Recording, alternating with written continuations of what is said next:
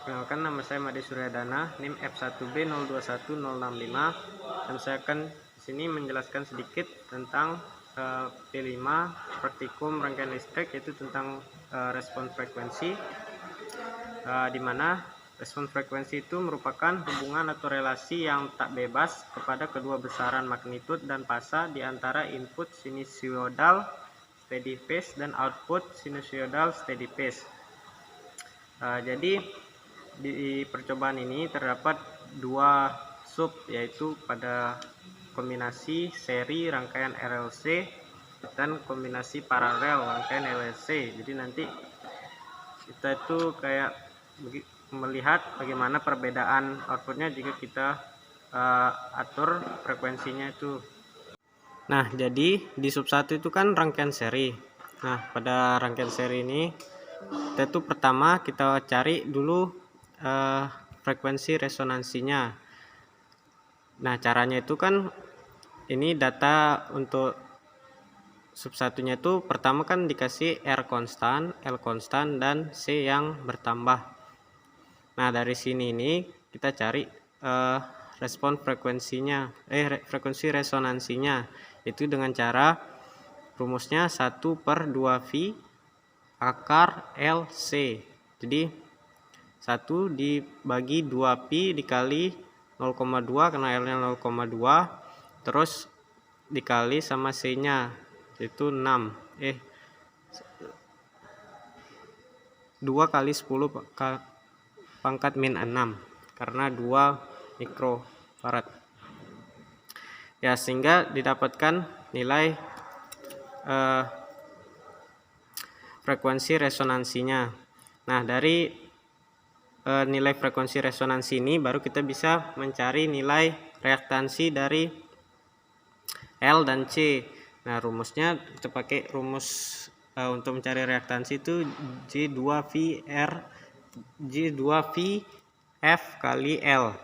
Nah, jadi F nya itu kita pakai yang frekuensi resonansinya, jadi dimasukkan dapatnya segini, dan untuk reaktansi C nya itu 1 dibagi 2J V kali FR frekuensi resonansi dikali C nya. Nah, dapatnya segini. Nah, karena ini rangkaian sub 1 yaitu rangkaian seri, jadi kita itu cari cari tegangan pada tiap-tiap komponen, tiap di resistor, di induktor, di kapasitor, dan kombinasi induktor kapasitor. Nah, caranya itu kita cari dulu nilai impedansi totalnya.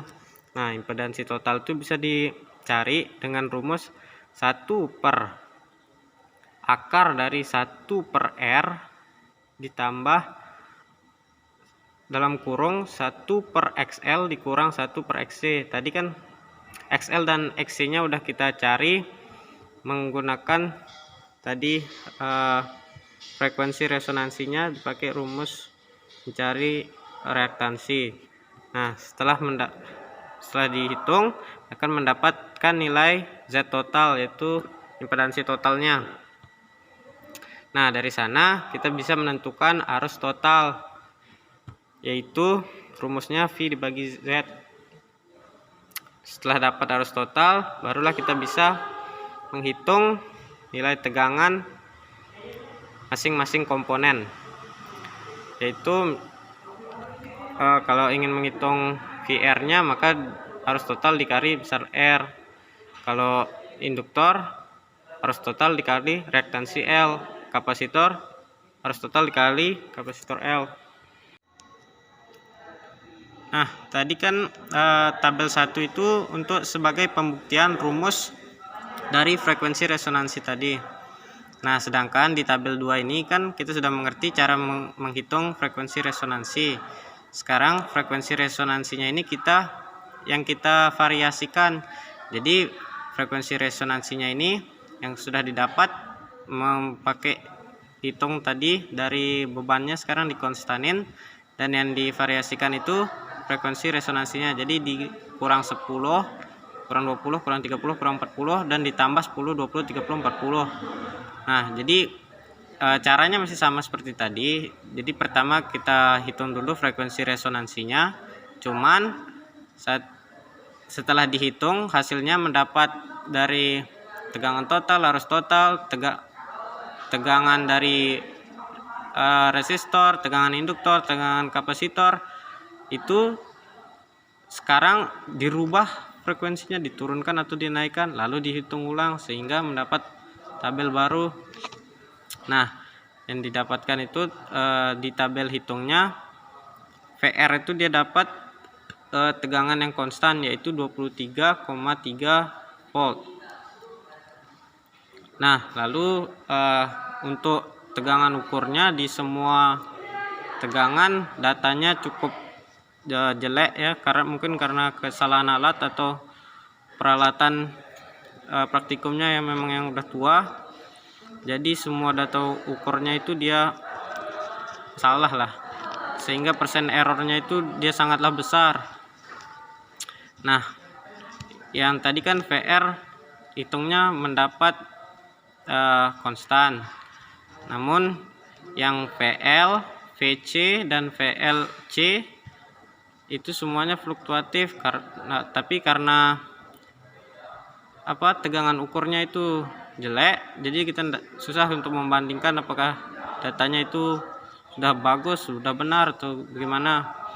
Nah, ini tadi VL nya fluktuatif, ini dapat VC nya juga fluktuatif, VLC nya juga fluktuatif. Nah, itu untuk sub 1. Untuk beralih untuk ke sub 2, jadi di sub 2 itu rangkaian RLC nya itu dikombinasi secara paralel. Untuk tabel 1 itu masih sama seperti tadi, yaitu pembuktian rumus dari resonansi rangkaian paralel, frekuensi resonansi. Jadi R nya dikonstanin, L nya dikonstanin, dan C nya dinaikin. Terus sekarang kita menghitung frekuensi resonansinya, yaitu dengan rumus 1/2 V kali akar dari L kali C. Nah, setelah didapat, kita hitung reaktansi L. Sama seperti tadi, reaktansi L dihitung frekuensinya itu menggunakan frekuensi resonansi. Begitu pula yang reaktansi C, F nya dipakai frekuensi resonansi. Setelah mendapatkan ini, reaktansi keduanya bisa dicari impedansi total dengan rumus 1/akar dari 1/R ditambah dalam kurung 1/ reaktansi L dikurang 1/ reaktansi C. Setelah didapat ini, kita bisa mendapat arus total.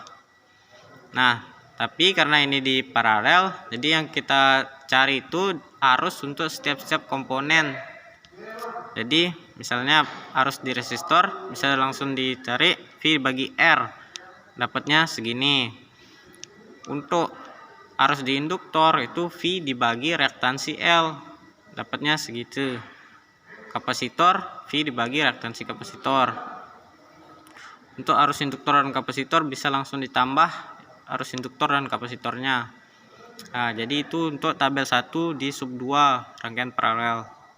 Nah, sedangkan di tabel 2 nya itu sama seperti sub 1 tadi. Jadi sekarang kita cuman memanipulasi ininya, frekuensi resonansinya, jadi ditambah dan dikurang.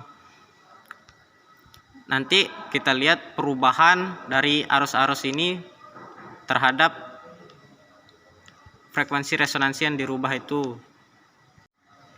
Nah, yang didapatkan itu di sini ada IR, mana IR tuh arusnya tuh dia konstan kan, karena emang resistor itu kan tidak dipengaruhi oleh frekuensi dia, jadi dia arusnya konstan. Nah, sedangkan untuk IL itu ada dia mengalami penurunan. Nah, kenapa dia mengalami penurunan? Karena rumus dari IL itu kan V dibagi X kali L. Nah, sedangkan rumus dari XL itu kan 2V kali FR kali L. Jadi kalau ininya semakin besar, kalau frekuensinya yang dipakai semakin besar, maka kan nilai reaktansinya akan semakin besar. Sehingga semakin besar reaktansi, jika V dibagi reaktansi yang semakin besar, maka arusnya akan semakin kecil. Itulah kenapa arus dari IL itu semakin kecil.